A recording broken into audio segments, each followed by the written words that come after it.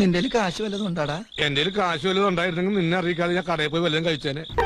ഇതിനു വേണ്ടി ഞാൻ കൂടെ വന്നത്. കണ്ണേട്ടം വാങ്ങി തരുമ്പോഴേ ഇതിനൊരു സ്വാദുള്ളൂ. ഒരു കൊതിയനാവൻ എപ്പോഴെന്തെങ്കിലുമൊക്കെ കഴിച്ചോണ്ടേയിരിക്കും. എന്തൊന്നും പറയാത്തത്? ഭക്ഷണകാര്യത്തെ കുറിച്ച് സംസാരിക്കുമ്പോ മാത്രമേ വാ തുറക്കൊള്ളുന്നുണ്ടോ? മറ്റെന്തെങ്കിലും കൂടി പറയൂ. ഉച്ചക്ക് ചോറ് അവിടെ കിട്ടും. ഗൾഫില് നല്ല ഒട്ടകത്തിന്റെ ഇറച്ചി കിട്ടുന്ന എന്റെ മാമൻ പറഞ്ഞായിരുന്നു.